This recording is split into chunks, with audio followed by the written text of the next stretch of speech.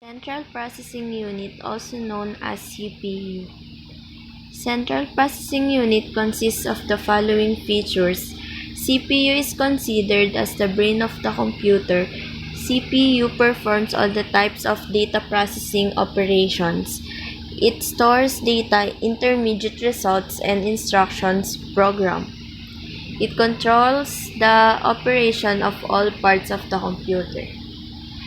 CPU itself has following three components: memory or storage unit, control unit, and ALU or arithmetic logic unit. Memory or storage unit. This unit can store instructions, data, and intermediate results. This unit supplies information to other units of the computer when needed. It is also known as internal storage unit or the main memory or the primary storage or random access memory or RAM. Its size affects speed, power, and capability. Primary memory and secondary memory are two types of memories in the computer. Functions of the memory unit are: it stores all the data and the instruction required for processing. It stores intermediate results of processing. It stores the final results of processing before these results are released to an output device. All inputs and outputs are transmitted through the main memory. Control unit. This unit controls the operations of all parts of the computer but does not carry out any actual data processing operations. Functions of these units are: it is responsible for controlling the transfer of data and instructions among other units of a computer. Manage and coordinates all the units of the computer.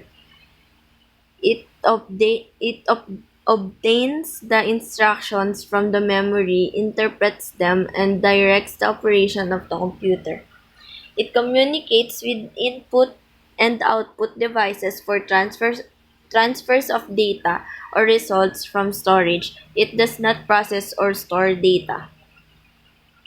ALU or arithmetic logic unit. This unit consists of two subsections, namely arithmetic section and logic section. Arithmetic section. Function of arithmetic section is to perform arithmetic operations like addition, subtraction, multiplication, and division. All complex operations are done by making repetitive use of the above operations. Logic section. Functions of logic section is to perform logic operations such as comparing, selecting, matching, and merging of data. The following are some important input devices which are used in a computer: keyboard, mouse, scanner, and microphone.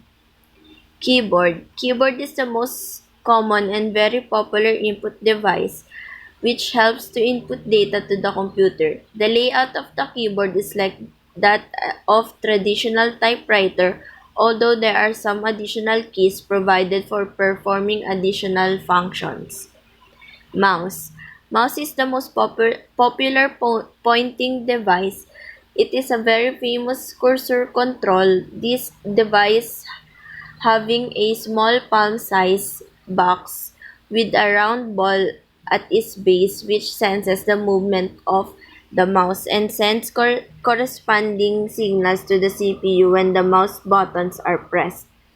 Generally, it has two buttons called the left and the right button, and a wheel is present between the buttons. A mouse can be used to control the position of the cursor on the screen, but it cannot be used to enter text in the computer. Scanner. Scanner is an input device which works more like a photocopy machine. It is used when some information is available on paper and it is to be transferred to the hard disk of the computer for further manipulation. Microphone. Microphone is an input device in input sound that is then stored in a digital form. The following are some of important output devices used in a computer. monitors, and printers. Monitors are commonly called as Visual Display Unit or VDU, are the main output device of a computer. It forms image and from tiny dots called pixels that are arranged in rectangular form. The sharpness of the image depends upon the number of pixels. Printer. Printer is an output device which is used to print information on paper. Computer memory. A memory is just like a human brain. It is used to store data and instructions. Computer memory is the storage space in the computer where data is to be processed and instructions required for processing are stored. The memory is divided into large number of small parts called cells. Cache memory. Cache memory is very high-speed semiconductor memory which can speed up the CPU. It acts as a buffer between the CPU and the main memory. It is used to hold those parts of data and program which are most frequently used by the CPU. The parts of data and programs are transferred from the disk to cache memory by the operating system from where the CPU can access them. Primary memory or main memory. Primary memory holds only those data and instructions on which the computer is currently working. It has a limited capacity and data is lost when power is switched off. It is generally made up of semiconductor device. These memories are not as fast as registers. The data and instruction required to be processed resides in the main memory. It is divided into two subcategories, RAM and ROM. Secondary memory. This type of memory is also known as external memory or non-volatile. It is slower than the main memory. These are used for storing data or information permanently. CPU directly does not access these memories. Instead, they are accessed via input out input and output routines. The contents of secondary memories are first transferred to the main memory and then CPU can access it. For example, disk, CD-ROM, DVD, etc. RAM or Random Access Memory. It is the internal memory of the CPU for storing data, program, and program result. It is a read or write memory which stores data until the machine is working. As soon as the machine is switched off, data is erased. ROM. ROM stands for read-only memory, the memory from which we can only read but cannot write on it. This type of memory is non-volatile. The information is stored permanently in such memories during manufacture. A ROM stores such instructions that are required to start a computer. This operation is referred to as bootstrap. ROM chips are not only used in the computer but also in other electronic items like washing machine and microwave oven. The motherboard serves as a single platform to connect all the parts of computer together. It connects the CPU, memory, hard drives, optical drives, video card, sound card, and other ports and expansion cards directly or via cables. It can be considered as the backbone of the computer. Features of motherboard. A motherboard comes with following features.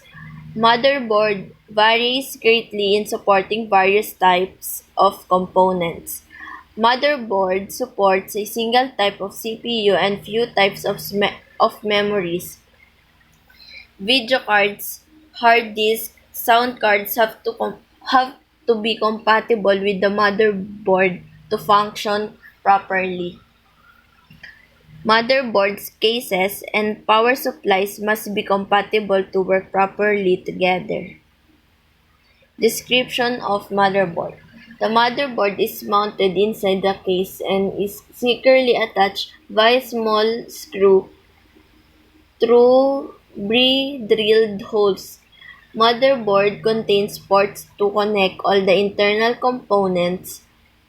It provides a single socket for CPU, whereas for memory, normally one or more slots are available. Motherboards provide ports to attach the floppy drive, hard drive, and optical drives via ribbon cables.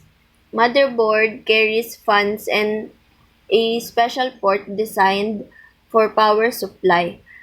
There is a peripheral card slot in front of the motherboard using which video cards, sound cards, and other expansion cards can be connected to the motherboard.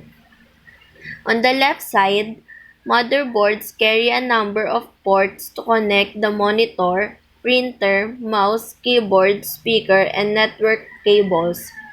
Motherboards also provide USB ports which allow compatible devices to be connected in plug-in or plug-out fashion. For example, pen drive, digital cameras, and etc.